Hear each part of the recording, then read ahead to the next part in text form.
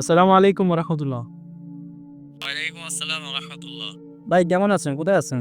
আলহামদুলিল্লাহ ভালো আছি। আমি মাদ্রাসার পাশে আছি। আমি তো আপনার মাদ্রাসায় আছি। মাদ্রাসা অফিসে কি আসবেন? আচ্ছা অপেক্ষা করেন আমি আসতেছি। আচ্ছা আসেন, আসেন। আসসালামু আলাইকুম ওয়া রাহমাতুল্লাহ। ভাই কেমন আছেন? আলহামদুলিল্লাহ ভালো আছেন? কোথায়? তো কি অবস্থা, কি মনে করে আসলেন?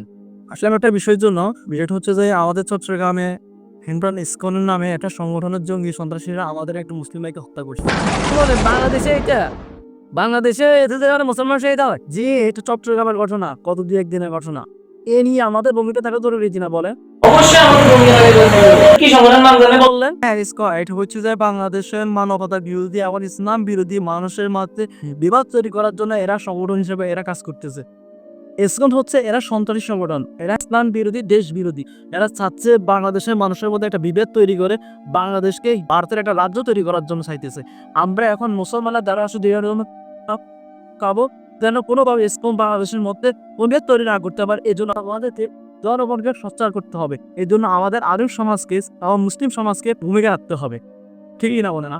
যদি আমরা না করি তাহলে আগামীতে এরা আমাদের ঘরে ঘরে মুসলমানদেরকে ঈমান নষ্ট করবে। এবং কি গত 2016 সালে আমাদের একজন ইমাম সাহেব তাদের বিরুদ্ধে ফেসবুকে পোস্ট দেওয়ার কারণে তাকে নির্মমভাবে হত্যা করেছে। কি বলেন? এরা তো বিশাল কার্যক্রম এই বাংলাদেশে করে ফেলছে। এদের বিরুদ্ধে তো আমাদের পদক্ষেপ নেওয়া দরকার। তাই আমাকে আপনাকে সকলকে জনগণকে সচেতন করার জন্য আপনাকে সকলকে ঐক্যবদ্ধভাবে কাজ করতে হবে।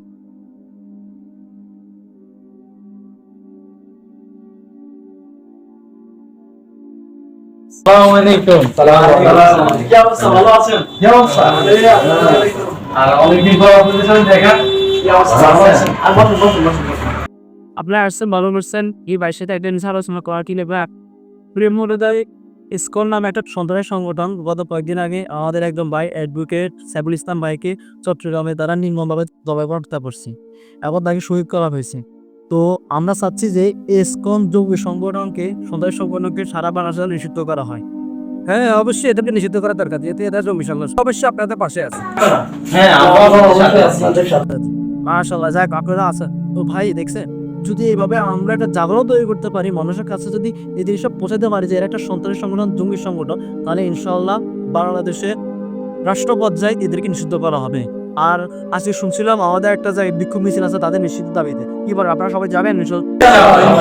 তো তাহলে আমরা আজকে ইনশাআল্লাহ আমরা মিছিলে সবাই ইনশাআল্লাহ